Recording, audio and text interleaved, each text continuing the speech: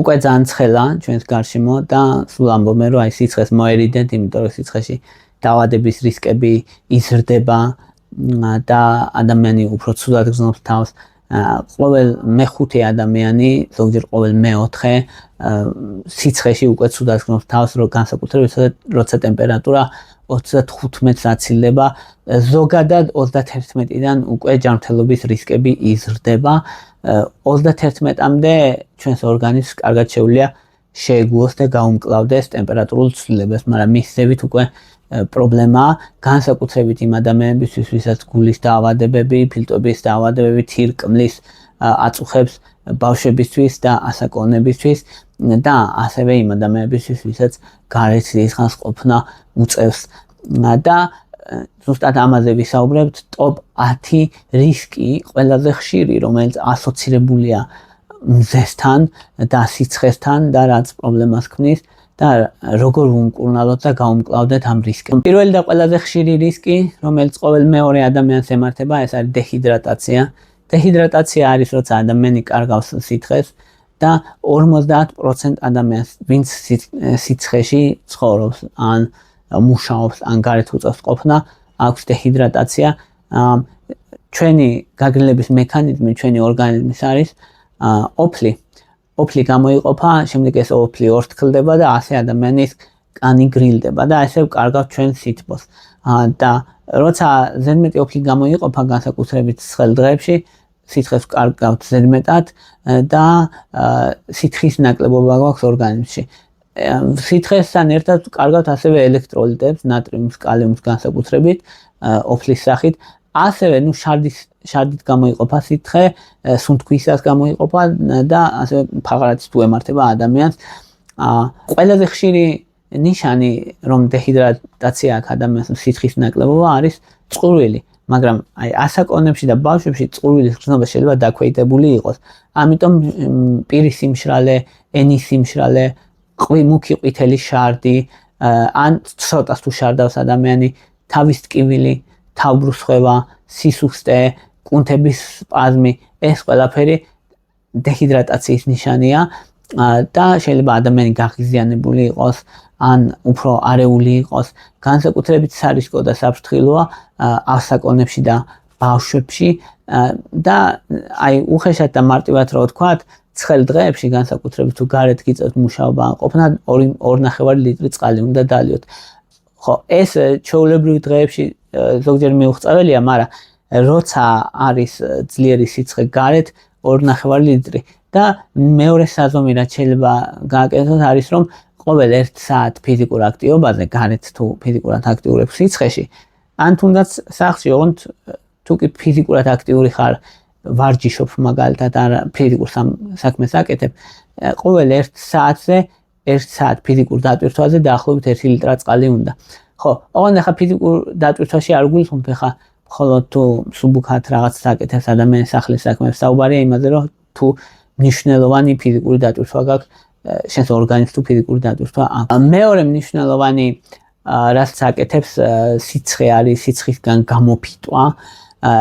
ეს ცხელ დღეებში ხდება და განსაკუთრებით სადაც მაღალი ტენიანობა და ადამიანებს ზოგჯერ უჭირთ სუნთქვაც, ან ადამიანები რომლებიც გარეთ მუშაობენ და მათი ორგანიზმი ეფექტურად ვერ ახერხებს გაგრილებას, ეგ არის მთავარი პრობლემა და კი გამოიყოფა ოფლი, მაგრამ არ არის ეს საკმარისი იმისთვის, რომ გაგრილდეს ადამიანი და ეს ხდება თუ გარეთ ტემპერატურა 31 გრადუსზე მაღალია. ამ დროს ნიშნები და სიმპტომები არის დაღრილობა, თავის ტკივილი, თავბრუსხვევა, გულისრევა, ზოგჯერ ღებინება, შეიძლება კუნთების სპაზმი, ანუ გავს დეჰიდრატაციის ნიშნებს, მაგრამ უფრო ძლიერია. და ესეთ დროს რა უნდა ქნა, სასწრაფოდ უნდა გადახვიდე გრილ ადგილას, ჩრდილიან ადგილას, ან თუ კი კონდიციონერი იქნება ჯობია, ან სიგრილესაც იქნება და უნდა დაწვე, ფეხები ცოტა ზევით უნდა აწიო, რომ თავის ტვინისკენ სისხლი წავიდეს ნორმალურად და არა ფეხებისკენ და ზედმეტი ტანსაცმელი უნდა გაიხადოს ადამიანმა, რაც აცვია, შესაძლებელი ცივი წყლის დალევა სასურველია ამ დროს, ან რეჰიდრატაციის, ან ელექტროლიტების დალევა, ელექტროლიტები იყიდება პირდაპირ აფთიაქებში და შესაძლებელია გახსნა წყალში და დალიო ეგ და შეიძლება მაგალითად სველი ტილოთი გაიწმინდოს ადამიანმა ორგანიზმი და დასვენება არის გამოსავალი ამ დროს. თუ გაგრძელდა ეს სიმპტომები 1 საათზე მეტ ხანს და თუ ღებინება აქვს ადამიანს ან გონებას კარგავს და ესეთი სერიოზული სიმპტომები აქვს, მაშინ რა თქმა უნდა სასწრაფო სამედიცინო დახმარებაა საჭირო. და აი ამ სიცხისგან გამოფიტვის უფრო სერიოზული ვერსია, უფრო მძიმე ვერსია არის მზის დაკვრასაც ეძახიან ზოგჯერ ქართულად ან სიცხის დაკვრას, ან სიცხის დარტყმას და ამ დროს სხეულის ტემპერატურა იმატებს და ორგანიზმი ვერ ახერხებს გაგრილებას. სხეულის ტემპერატურა იმატებს 40 გრადუსზე მეტად. და ადამიანი ზოგჯერ კარგავს გონებას, ან არეულია დროსა და სივრცეში, გული მისდის, კანი აქვს მშრალი და ცხელი, ზოგჯერ გულყრა ემართება ადამიანს, ზოგჯერ ადამიანები ესეთ დროს ოფლიანობასაც წყვეტენ და კანი მშრალდება და ეს სერიოზულ პრობლემაზე მიუთითებს. და გულისცემა აჩქარებულია, შეიძლება ადამიანს დაემართოს კომაც და ადამიანი მოკვდეს, იმიტომ რომ ესეთი მაღალი ტემპერატურა ბოლოს აზიანებს თავის ტვინს, ან თავის ტვინი მგრძნობიარეა მაღალი ტემპერატურის მიმართ და ზიანდება თავის ტვინი თუ დაზიანდა, იმას მე აღარ შველის არაფერი, ამიტომ სასწრაფოდ ჭირდება ესეთ დროს მკურნალობა ტემპერატურა, როცა 40 გრადუსზე ზევით იწევს. 40 გრადუსზე ზევით როცა იწევს სიცხისგან, მაგალითად თუ გრიპი დაემართა ადამიანს და სიცხე აქვს 40 გრადუსი, ეგ ნაკლები პრობლემაა, მაგრამ 40 გრადუსზე თუ ტემპერატურა იწევს, იმიტომ რომ ამ ადამიანს მზის დაკვრა დაემართა, მზეში იყო დიდხანს, ან სიცხეშია დიდხანს, ამიტომ თუ დაემართა, ეგ ძალიან დიდი პრობლემაა და სასწრაფოდ ჭირდება მკურნალობა. და რა არის მკურნალობა ესეთ დროს? მკურნალობა არის რომ სასწრაფოდ უნდა წაიყვანო ესეთი ადამიანი სიგრილეში, ცივი წყალი ან ყინულები, უნდა გახადოთ ანსაცმელი, რომ ადვილად გაგრილდეს, დარეკო სასწრაფოში და ინტრავენური სითხეების გადასხმა და აგრესიული გაგრილება არის ძალიან მნიშვნელოვანი, ანუ რითიც შეიძლება უნდა გააგრილო ადამიანი მაგ დროს. ეგაა ძალიან მნიშვნელოვანი ეგეთ დროს. მეოთხე მნიშვნელოვანი პრობლემა, რასაც ქმნის სიცხე, არის კუნთების კრამპი, ან კუნთების კრამპი არის კუნთების სპაზმი, მტკივნეული სპაზმი კუნთების, ძირითადად ფეხებზე ემართება, თქო ზოგჯერ მუცლის კუნთების და ადამიანები ოფლიანობენ ბევრს, თავს გრძნობენ სუსტად და ეს ძირითადად ხდება, როცა ადამიანები კარგავენ ელექტროლიტებს და თან ძალიან ფიზიკურად აქტიურები არიან.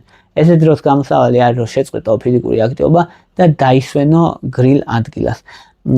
დალიო სითხეები და ელექტროლიტები და ასევე მსუბუქი გაჭიმვები გააკეთო იმ კუნთის, რომლის სპაზმიც დაგემართა ან ფეხის კუნთების ძირითადად. მეხუთე მნიშვნელოვანი პრობლემა სიცხისგან და მზისგან არის მზისგან დამწრობა. მზისგან დამწრობა თითქმის ყველას მიუღია. ეს არის, როცა კანზე ბლისტერები ჩნდება, ან ბუშტუკები ჩნდება, კანი შუპდება, წითლდება, ფიზიკურად არის დამროუკრე მართლა დამწვარია რა, ცხელდება და ადამიანს აქვს შეგრძნება, გეგონება უხურს მთელი ზედაპირი, შეიძლება ქონდეს სიცხეც ამ დროს ადამიანს და რამდენიმე დღის მერე იწყებს კანი აფრთხვნას.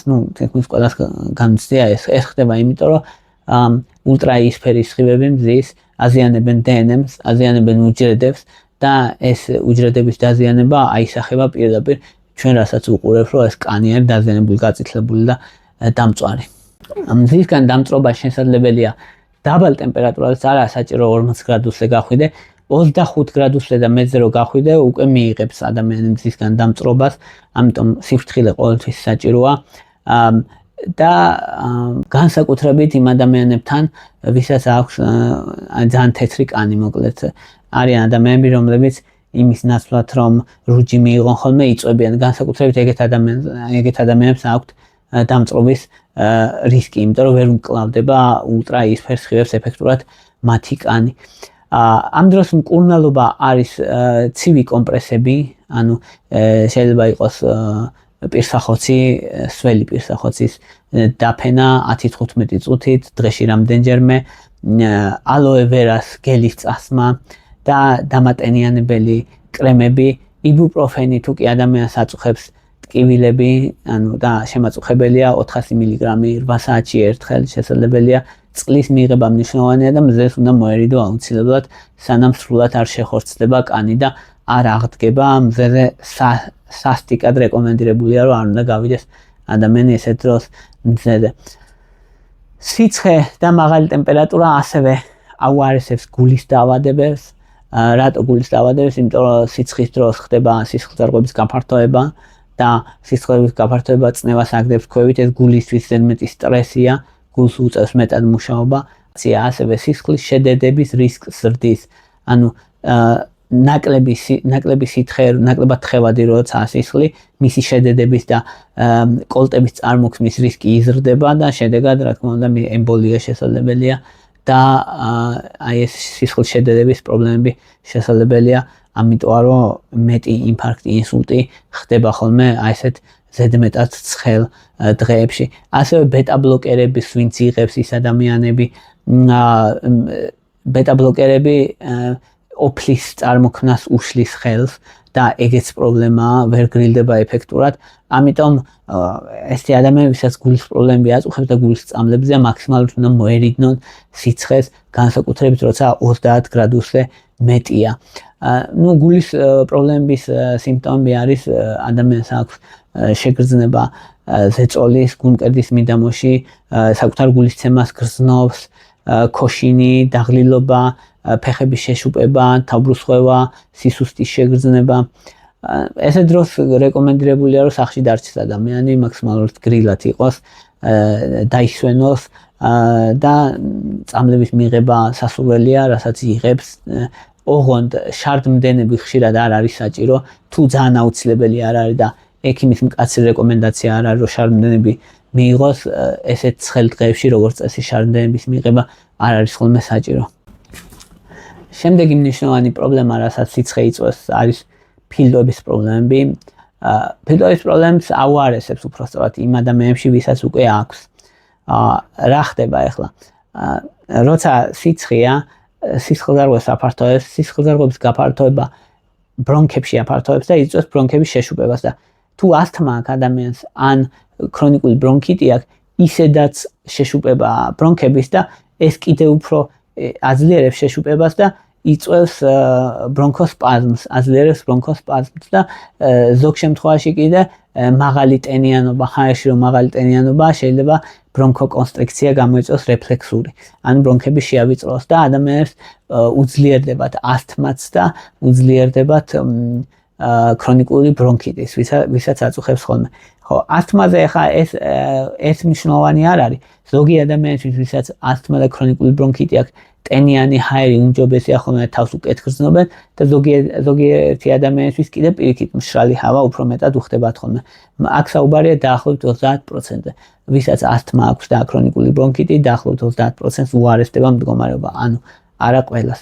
ასევე ელექტროლიტური იმბალანსიც თამაშობს როლს, ჰიპონატრემიაც და ჰიპოკალემია. მერვე პრობლემა, რომელსაც იწვევს სიცხე, არის ელექტროლიტული დისბალანსი, ჰიპონატრემია, ჰიპოკალემია, კალიუმს, ნატრიუმს კარგავს ორგანიზმი ოფლიანობის გამო და ეს იწვევს სისუსტეს, იწვევს კუნთების სპაზმს, ზოგჯერ იწვევს გულის არითმიებსაც, შესაბამისად სხვა მნიშვნელოვანი პრობლემების გამოწვევა შეუძლია, მათ შორის გულის წასვლაც, ელექტროლიტური დისბალანსის მოშლას, ამიტომ ზოგ შემთხვევაში ადამიანი იღებს მეტ სითხეს, მაგრამ არა ელექტროლიტებს. ეგეც პრობლემაა, ანუ ელექტროლიტების გარშე სითხის მიღება, ცარიელი წყლის მიღება, ამას ეძახიან dilutional ჰიპონატრემიას, ანუ იმდენად ბევრ წყალს იღებ მარილების გარეშე, რომ ჰიპონატრემია ვითარდება ორგანიზმში. ასე დროს გამოსავალი არის ძალიან მარტივი, ან ელექტროლიტების მიღება, რომელიც აფთიაქებში იყიდება, ან უბრალოდ 1 ლიტრ წყალში 6 ჩაის კოვზი შაქარი და 9 ჩაის კოვზი მარილი რო გახსნა და დალიო, ეგ არის ელექტროლიტები. ხო, ან კიდე ბანანის ჭამაც შეიძლება. და ნებისმიერ საჭმელით ზოგადად ელექტროლიტებს იღებ, განსაკუთრებით თუ შიგნით მარილი არის და წყალსაც დააყოლებ და ეგ არის რა, ანუ დიდი პრობლემა ეგ არ არის, უბრალოდ თავარია რომ საკვების სახით მაინც ელექტროლიტები მიიღო და წყალი მიიღო საკმარისი რაოდენობით და ნუ თუ სერიოზული პრობლემა აქვს ადამიანს, მაშინ რა თქმა უნდა ჰოსპიტალიზაცია საჭიროა და ინტრავენურად ელექტროლიტების გადასხმა და ასევე კალიუმის და ნატრიუმის ბალანსის კონტროლია აუცილებელი ესეც დრო. შემდეგი პრობლემა, რასაც იწვევს სიცხე, არის თირკმელების პრობლემა, კენჭების რისკს ზრდის, ნუ დეჰიდრატაციის გამო და თირკმლის უკმარისობის რისკსაც ზრდის. რატო? იმიტომ რომ როცა სისხლძარღვები ფართოვდება, და წნევა ვარდება ქვევით, თუ კი თირკმლის სისხლის მიმოქცევის პრობლემა, თირკმლის საკმარისი რაოდენობის სისხლი შეიძლება არ მივიდეს და თირკმელი დაზიანდეს. თირკმელი თუ დაზიანდება, მოკლედ თირკმელი თუ მოკვდა, ვეღარ ეშველება როგორც წესი იმას ბევრ შემთხვევაში. ამიტომ ყურადღება აქვს მისაქცევი იმ ადამიანებისთვის, ვისაც თირკმელი აწუხებს და ასევე საშარდე გზების ინფექციების რისკსაც ზრდის სიცხე და შეიძლება წვა ქონდეს შარდვისას ადამიანს ან შარდი იყოს სუნიანი და ღრუბლიანი შეფერილი იყოს, შემღვრეული იყოს მნიშვნელოვნად. ასევე სიცხე მეათე პრობლემა, რასაც იწვევს არის ნასიცხი ან გამონაყარი რო არის ხოლმე კისერზე, მკერდზე, ზურგზე პატარა წითელი გამონაყარია მოკლედ, რომელიც შეიძლება ცოტა ეწოდეს ადამიანს ან ეკავებოდეს, რაღაც დაბუჟების შეგრძნების მსგავსი ქონდეს. ეს ხდება, როცა ოფლიანობს კანი, ზედმეტად ოფლიანობს, გარშემო კიდე ტენიანი ამინდია, ტენიანი გარემოა და ეს ისინი ფოლიკულები იხშობა და შემდეგ ვითარდება ეს გამონაყარი. ეგ არის პრობლემა. მკურნალობა ესე დროს არის, რომ კანი უნდა იყოს მშრალად და გრილად, აი სინთეტიკა და რაღაცები არ უნდა ეცვას, ისე აი რო სუნთქავს რომ ამბობენ, ეგეთ ტანსაცმელი უნდა ატაროს ადამიანმა, შეიძლება გრილი შხაპი დაეხმაროს, კალამინის ლოსიონი, ასევე და ანტიჰისტამინები, ცეტრიდინი და ლორატადინი, აი ქავილი თუ აწუხებს ადამიანს ამ მდგომარეობას ამშვიდებს. ხო, შეიძლება ზოგ ადამიანს კიდე დაემართოს გულის წასვლა სიცხეში და ოღონდ გულის წასვლა თუ ემართა, აუცილებლად უნდა გამოირიცხოს ჯერ გულის სხვა პრობლემები, ანუ მარტო სიცხეს არ შეიძლება გულის წასვლა დააბრალოს ზოგადად, ან მან ყურადღებით უნდა ვიყოთ. გაღიზიანებადობა, ადამიანები უფრო გაღიზიანებულები ხდებიან სიცხეში, ასევე დიაბეტს აუარესებს სიცხე, გლუკოზის კონტროლს, ინსულინის მგრძნობელ აბსორბციაზეც მოქმედებს, განსაკუთრებით ადამიანები, ვინც ინსულინზე არიან, ზოგჯერ მადა უქვეითდებათ, არ ჭამენ საკმარის, ინსულინს იღებენ და გლუკოზა ძალიან თამაშობს, მან ყურადღება საჭირო. ასევე ფსიქიატრიული დაავადებები, შფოთვა, აგიტაცია, ჰალუცინაციები, ფსიქოზი, ეს ყველა მდგომარეობა შეიძლება გააძლიეროს სიცხემ, იმიტომ რომ სიცხის ტემპერატურის მიმართ თავის ტვინი ძალიან მგრძნობი არის, მით უმეტეს უძილობა ადვილად ემართება სიცხეში ადამიანებს და ეს ნერვულ სისტემაზე მოქმედებს კიდე ძალიან ცუდად. და შეშუპება არის ძალიან ხშირი კიდე, ან ფეხების ხელების შეშუპება ემართება სიცხეში ძალიან ადვილად ადამიანებს და მაგრამ ეგ შეშუპება საშიში არ არის თუ რამე გულის პრობლემები არ აქვს უკან, ან ნუ სერიოზული ვენური უკმარისობა არ არის თავისი ღრმავენების თრომბოზით ან ესეთი დაავადება თუ არ აქვს. თუ კი უბრალოდ მსუბუქად უშუპდება და გაივლის მეორე დილისთვის უკვე კარგად არის, როგორც წესი ეგ საშიში არ არის ხოლმე თუ რაიმე დაავადება არ აქვს ადამიანს თან. აი ეს იყო რისი თქმაც მინდოდა. თუ მოგწონთ ჩემი ვიდეოები და გინდათ დონაციები, რომ არხის განვითარებას ხელი შეუწყოთ, მაშინ ამისთვის აღწერაში და აქაც გამოჩნდება შეგიძლიათ გააკეთოთ დონაციები. ასევე თუ გინდათ დონაციები პლუს ჩემთან ინდივიდუალური კონტაქტი და კითხვების დასმა და თქვათ ღრმად საუბარი რომელიმე სამეცნიერო თემაზე, მაშინ ამისთვის მაქვს პატრეონის ლინკიც მითითებულია აღწერაში და შეგიძლიათ გადახვიდეთ. თუ უბრალოდ ხარაჭერა გინდათ არხის ყოველგვარი დონაციების გარეშე, ესეც ძალიან დიდი საქმეა, ასეთ რომ შეგიძლიათ დალაიქოთ, გამოწეროთ არხი, ან დააკომენტაროთ, ან გააშიაროთ. ნებისმიერი აქტივობა არხზე დაეხმარება არხის განვითარებას, იმიტომ რომ YouTube-ის ალგორითმი უყურებს ასე. მადლობა რომ მისმენთ, მადლობა რომ გაინტერესებთ.